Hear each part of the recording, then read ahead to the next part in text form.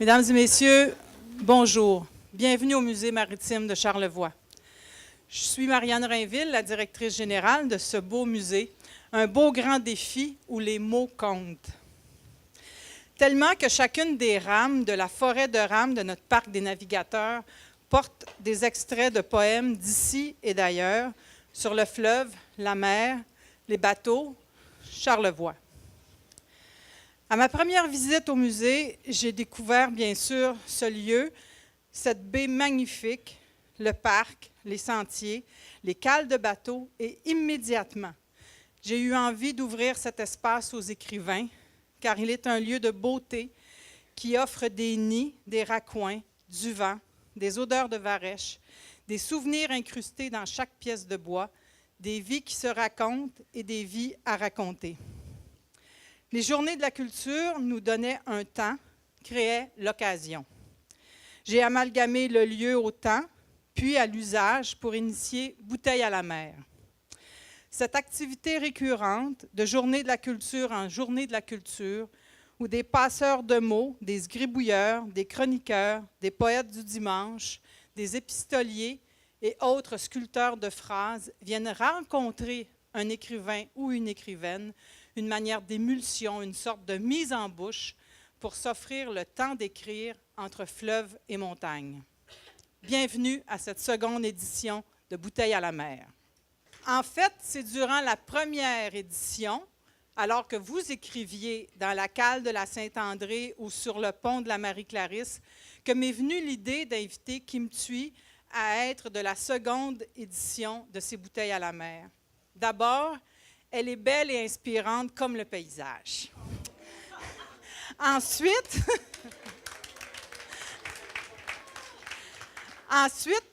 quoi qu'elle ne soit pas d'ici, pas de souche, elle doit avoir un lien sacré avec ce fleuve qui l'a amenée vers une autre vie, que je me suis dit dans ma tête de linotte.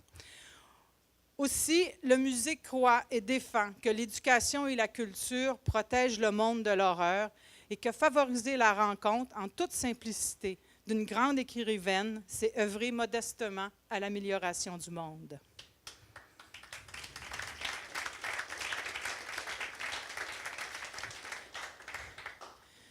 Je dois confesser que depuis un an, je m'entête à inscrire le musée dans le monde de la culture, en Charlevoix et au Québec. J'ai un peu aussi fait de népotisme, car malgré qu'elle l'ignore complètement, Madame Thuy est ma sœur adoptive. En effet, ma famille est une tribu accueillant seulement ceux et celles qui, avec cœur et talent, embellissent ma vie. Kim Thuy est de ma famille, autant que Chopin, Fred Pellerin ou Charles Baudelaire. J'avais donc hâte de rencontrer ma sœur de cœur, celle que je visite à son insu, en secret, lors de la parution de tous ses livres. À chacune de mes visites, elle me fait pleurer, pleurer sur ses mots, pleurer sur ses mondes et le cœur de ceux et celles qu'elle donne à découvrir, pleurer de joie quand elle est en lice pour le Nobel alternatif ou le prix Giller. Mesdames et messieurs, accueillez Kim Thuy.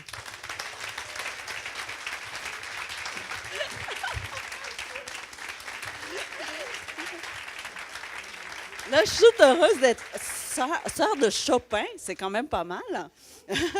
Alors, bonjour. Saint-Joseph de la Rive, vous savez, le nom existe dans ma vie depuis très longtemps. Quand j'ai ouvert le restaurant, on a trouvé du papier Saint-Gilles. Hein? Ça s'appelle papier Saint-Gilles, je crois. Et on est tombé amoureux avec le papier. Merci. Là, je vous vois. Finalement. Et là, on a commandé directement de Saint-Joseph d'ici, mais je ne sais pas c'est où. Et d'abord, merci beaucoup d'être ici parce qu'il fait tellement beau à l'extérieur et le paysage est magnifique et vous avez accepté de vous enfermer dans un sous-sol avec moi. C'est quand même, c'est quand même extraordinaire. Et donc, j'ai commandé directement de Saint-Joseph de la Rive, mais je ne savais pas, je ne sais pas pourquoi dans ma tête, je ne pensais pas que ça existait vraiment. Même si on m'a envoyé le papier, tu sais, et c'est le papier que j'ai utilisé pour faire le menu du restaurant que j'avais. Et donc, je suis tellement heureuse, vous n'imaginez pas. Donc, 20 ans plus tard, je vois le mot Saint-Joseph de la Rive et j'ai demandé à mon agent Alain, j'ai dit « Hey, je pense que je connais ça. » Je pense que ça existe pour vrai, Saint-Joseph de la Rive, parce qu'il y a du papier. Donc, merci beaucoup de faire de la beauté. Pas seulement que le paysage est magnifique, mais ce que vous faites est également, c'est ça, prenant. Dès la première fois de tous les papiers que j'ai vus, j'ai choisi ce papier-ci.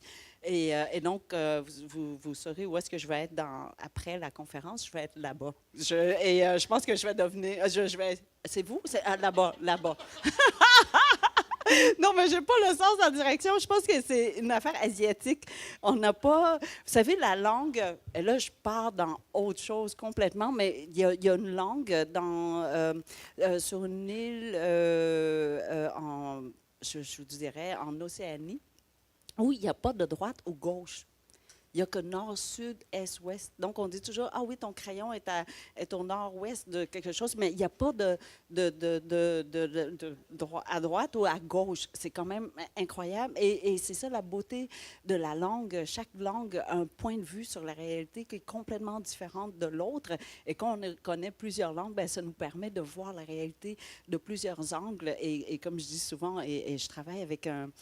Là, est-ce que, je suis désolée, je pars dans n'importe... vous me dites si vous voulez plus que je... Alors, posez-moi des questions quand vous voulez, vous m'arrêtez quand vous voulez, parce que je peux parler comme ça pendant 7 jours sans arrêter. Donc, il faut m'arrêter à un moment donné, parce que sinon, je pars avec les histoires. Qu'est-ce que j'étais en train de vous dire? La droite, la gauche, la langue. Ah oui, je travaille avec un lexicographe. Bien, pas que je travaille avec lui, je veux être avec lui. Donc, c'est le lexicographe du Petit Robert. Un lexicographe, c'est celui qui écrit le dictionnaire. De un, je pensais que c'était une personne très âgée, avec une toile d'araignée par-dessus lui, puis qui est en tout cas entouré de livres et tout ça. Et puis, ben non, le lexicographe du Petit Robert, il est jeune. Je pense qu'il est dans la trentaine, beau comme à rouler par terre. Il mesure 2 mètres et quelque chose. Il faut qu'il se baisse pour entrer dans les cadres de porte. Il est basé à Paris la première fois que je l'ai rencontré, j'ai essayé de mettre des talons hauts comme aujourd'hui, mais ça n'a rien changé parce que je voyais quand même juste ses seins. Finalement, c'était le plus haut que je pouvais. Et je disais qu'il fallait absolument qu'il invente un mot pour le mot « aimer amoureusement ». Parce qu'en vietnamien, vous voyez, on verbalise très peu les émotions. Donc, on a le temps de réfléchir bien gros à ces mots-là parce qu'on ne les dit pas. Et donc, pour chaque... il y a un verbe différent pour chaque interlocuteur. Donc, si on parle à ses parents, par exemple, c'est un verbe différent qui veut dire gratitude. Donc, on les aime avec gratitude. Avec un ami, ben, c'est un amour amical. Et c'est un autre verbe. Avec un chien, un gâteau et tout ça, un autre verbe encore. Et puis, entre deux conjoints d'un mariage, ben, c'est un autre verbe qui contient l'idée de endurer l'autre. Non, mais je trouve que c'est bien parce que quand on dit « Ah, mariage aimé », c'est comme une fausse publicité. Tu sais, dans un mariage, il faut travailler, il faut endurer, endurer le temps. En tout cas, il faut travailler dans le mariage. Et donc, chaque verbe, puis quand je vous le dis, vous allez entendre que c'est vraiment différent. Tình nghĩa, thương, thích, có hiếu. Hein, vous voyez, c'est des verbes complètement différents. Et quand on utilise chaque verbe comme ça, c'est précis, on sait déjà à qui on parle. Et il y a un mot qui est utilisé expressément pour l'amour amoureux, qui est « you ». Et quand vous l'utilisez, il n'y a pas d'ambiguïté. C'est « je t'aime passionnément, je t'aime amoureusement ». C'est pas comme « ah oui, je t'aime ben, comme ami un peu plus » ou en tout cas, ami bénéfice, on se voit un peu là, on se fréquente, mais on ne sait pas trop. Non, c'est le « you », c'est précis. Ce n'est que dans le cas de l'amour amoureux. Et je me dis, mais ce sentiment-là est tellement rare, est tellement particulier. Pourquoi il n'y a pas un mot spécifique pour ça? Vous voyez? Et donc, je demande au lexicographe d'inventer un mot pour le mot « aimer amoureusement ». Et il m'a dit, invente-le toi-même. Et je dis, je ne connais pas assez bien la langue pour le faire. Donc, je lance ça, une bouteille à la mer, à vous tous. Si vous pensez à un mot, envoyez-le moi. Et comme ça, je vais pouvoir le proposer au lexicographe. Et d'un coup, que ce mot-là soit inventé de Saint-Joseph de la Rive. Hein? Ça serait beau, ça. Alors, aimer amoureusement, inventez un mot pour ça, s'il vous plaît. Parce que Et chaque langue a une façon de voir, comme par exemple, en anglais, vous connaissez le mot home, sweet home, n'est-ce pas? Ça n'existe pas en français. On ne l'a pas du tout. Et comme le mot, le verbe to long for aussi n'existe pas en français. Sauf qu'en anglais, le mot gourmandise n'existe pas, ni le mot pudeur. Mais le plus important, et c'est pour ça que je dis toujours aux anglophones, il faut qu'ils apprennent le français, le mot jouissance. Hein, Larry? Le mot jouissance n'existe pas en anglais. Et j'étais à Toronto la première fois que j'étais là. En tout cas, l'animateur a posé exactement la même question aux 5 finalistes du prix. Il a demandé, alors, qu'est-ce que l'écriture vous apporte? Et j'étais la 5e personne. C'est-à-dire, les autres ont déjà tout dit sur qu'est-ce que l'écriture nous apporte. Alors, rendu à moi, je ne savais plus quoi dire, donc j'étais en avant. Et je dis, you know, writing brings jouissance.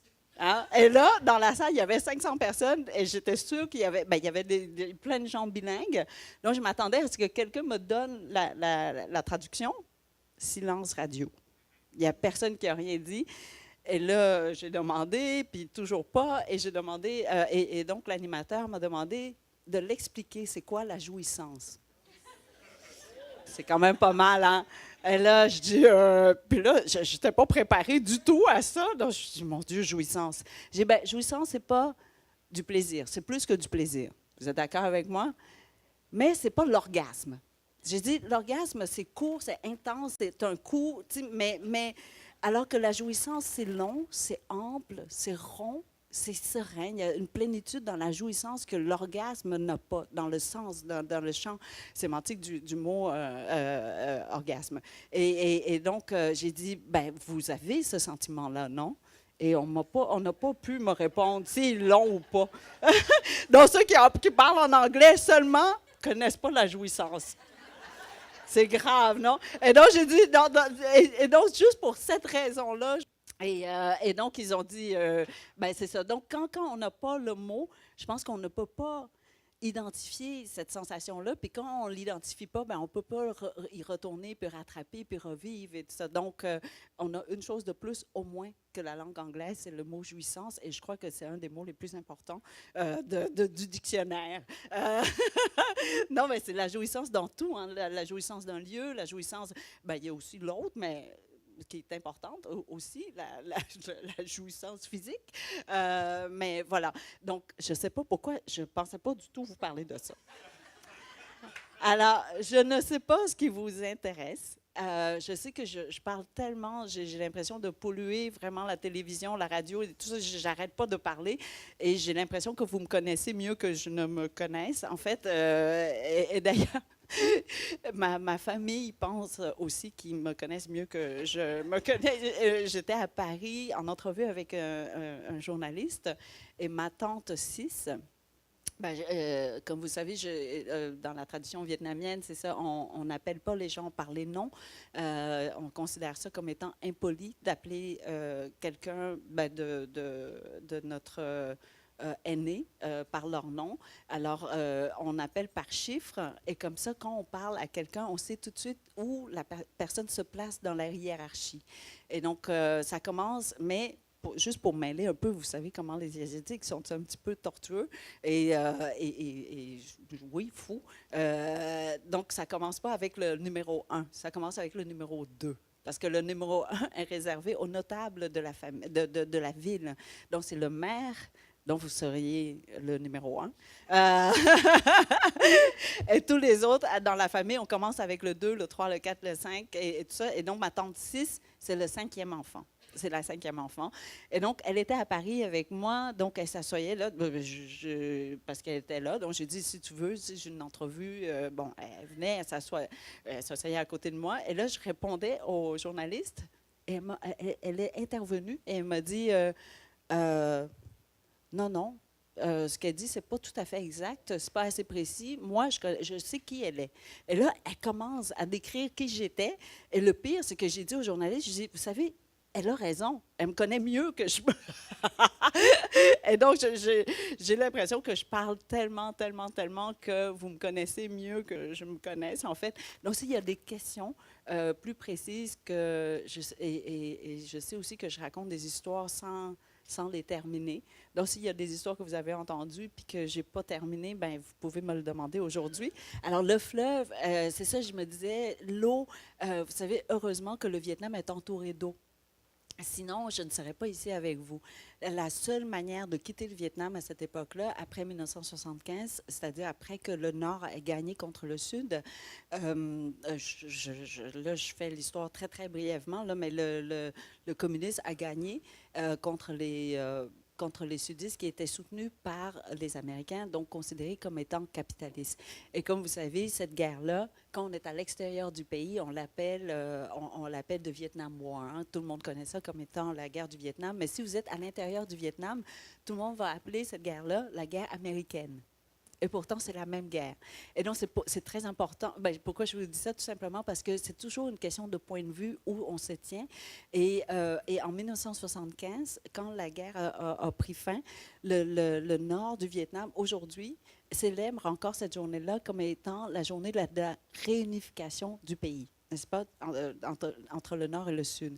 Mais le sud du Vietnam, ceux qui ont quitté le pays, qui vivent à l'étranger, comme moi par exemple, ben, on pleure cette journée-là et on considère que c'est la journée de la chute de Saigon, qui est la capitale du sud du Vietnam. Donc, c'est toujours une question de point de vue. Alors, qui a gagné, qui a perdu, c'est assez clair dans le vocabulaire déjà. Mais en réalité, je vous dirais, dans une guerre, il n'y a pas de gagnant. Tout le monde, on est tout simplement victime. Les gagnants sont vraiment juste les décideurs. Mais sinon, la population en entier était victime d'une guerre. Et là, je ne pensais pas du tout. Là, je sais, je dois parler du fleuve. Je vais y arriver. Mais je vous explique un peu le contexte. C'est que pourquoi on a quitté le Vietnam? En 1975, et vous avez vu beaucoup d'images, justement, des Vietnamiens qui s'enfuyaient par hélicoptère avec les Américains et tout ça. Et nous, on a décidé de rester et ne pas quitter, tout simplement parce qu'on se disait, bien, pour la première fois, le Vietnam allait être gouverné par des Vietnamiens. Parce qu'avant ça, on avait les Français pendant 100 ans, on avait la guerre avec les Américains, mais avant ça encore, on avait aussi les Chinois. Donc, c'était une très, très longue période pour finalement, la première fois, le Vietnam allait être gouverné par des Vietnamiens. On pensait que ça allait être mieux. Bien, ça ne pouvait pas être pire que c'était avant, mais finalement, c'était pire parce qu'entre frères et sœurs, on se connaît mieux et on sait comment se faire mal mieux. Et donc, dans notre cas, parce qu'on venait du sud, du Vietnam, tous ceux qui arrivaient du nord, comment je vous dirais ça, tous ceux du sud étaient persécutés, ou sinon étiquetés comme étant l'ennemi du peuple.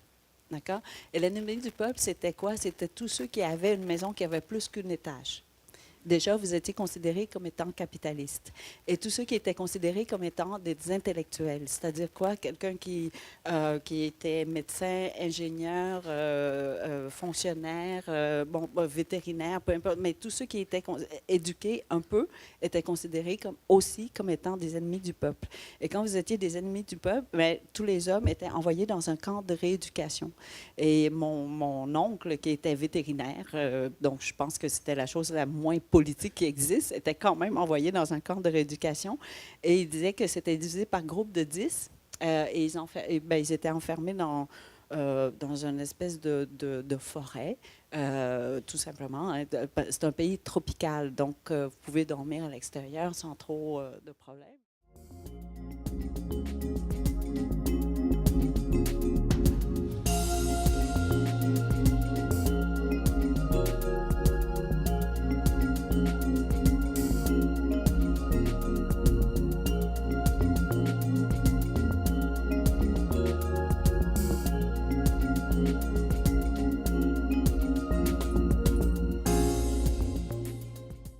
Et je termine cette épopée abracadabrante des livres québécois avec Rue, votre premier roman.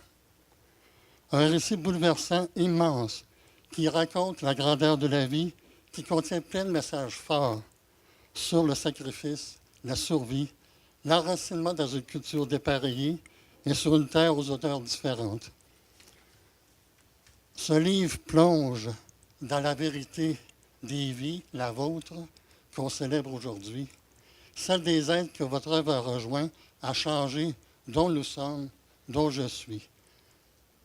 Quand la littérature est dans sa puissance discrète, puisque ses armes sont des mots communs, elle est semence qui germe et qui déploie dans nos esprits, dans nos cœurs et dans nos vies.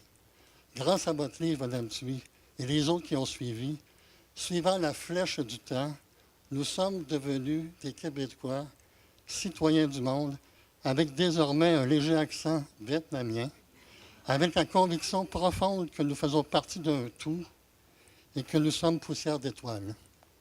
Nous sommes extrêmement fiers de vous, de vos réalisations. Votre présence aujourd'hui, malgré un agenda franchement trop lourd, malgré votre statut international, sur les bâtures de notre petit village rythmé par le mythique fleuve Saint-Laurent, nous touche beaucoup. Merci infiniment de la part de tous ceux et celles ici présentes. Merci de raconter votre histoire, la nôtre et celle du monde. Et merci de contribuer ainsi à notre bonheur. Pour souligner votre passage à Saint-Joseph, le musée vous offre des objets d'amour, cartes marines ainsi que du papier Saint-Gilles. Clin d'œil à votre passion et à votre généreuse élégance. Vous êtes ici pour les Journées de la culture, malgré les très belles nouvelles que vous avez eues très récemment. Est-ce que c'était prévu depuis longtemps, votre venue ici? Je ne saurais vous dire exactement parce qu'il y a quand même beaucoup de... Donc c'est Alain qui gère le calendrier, mais c'est sûr que pour moi c'est très important les rencontres bibliothèques, d'écoles et chez nous en fait au Québec parce que ça reste que je sais pas, c'est comme être en famille. À l'étranger, c'est autre chose. Évidemment, on rencontre de nouvelles personnes, on crée des liens, on apprend surtout. Moi, quand je pars à l'étranger, mais au Québec, c'est grâce aux livres que je découvre énormément de régions, de villes, d'endroits. Et je peux pas croire. Et quand j'ai dit tout à l'heure qu'il faut être très big pour être invité à ce que je arrive, je ne niaise pas. Là. Parce que, pour que vous sachiez que j'existe, il faut que je sois vraiment, je sais pas, arriver à un certain niveau. Donc, je suis toujours très flattée. Vous demeurez très humble, là. On a l'impression que... je suis toute nouvelle là, dans cette histoire, dans cette aventure de livres et tout. Donc, j'ai encore énormément à apprendre. Je regarde les autres auteurs avec beaucoup d'admiration. Parce que je me dis comment ils font pour écrire autant. Oui. Il y a un monsieur que j'ai rencontré, il a écrit 100 livres. J'ai dit, monsieur, je peux même pas trouver 100 titres. Oubliez 100 livres. Comment on fait ça sans livre? Là, vous êtes en liste pour le prix de Nobel de littérature alternative. Oui, mais ça, c'est le Québec qui a voté. Ça, c'est incroyable, là, parce que c'est Murakami, c'est des grosses pointures, là. Mais c'est parce que les lecteurs québécois sont allés voter. Mm-hmm. Parce que, si on compare, puis ça, je le dis tout le temps, si on regarde, juste sur la liste, il y a J.K. Rowling, il y a Margaret Atwood, si juste 0,01% des lecteurs de J.K. Rowling sont allés voter, personne n'a une chance. C'est fini, n'est-ce pas? Mais ils ne sont pas allés voter ou elle ne leur a pas demandé, alors que moi, j'ai juste demandé et puis tout le monde, tous mes lecteurs m'ont soutenu et sont allés voter. Oui. Et donc, même si on est petit, ça prouve deux choses. Ça prouve que même si on est petit, on peut faire une différence. Puis vraiment, là, mon groupe de lecteurs en comparaison avec J.K., il n'y a même pas de comparaison. Mais deuxièmement, ça prouve aussi que ça ne fonctionne pas le système de vote, que je suis loin d'être... je ne devrais pas être parmi les 4. Oui, mais ça montre que vous avez l'appui du public aussi également quand on voit ça. Non, mais mes lecteurs à moi sont vraiment en lien avec moi, sont très proches avec moi. Exactement. Ils sont avec moi puis on bouge. Et aussi que le Québec a répondu à un mouvement citoyen suédois. Et ça, j'en suis tellement, tellement, tellement fière.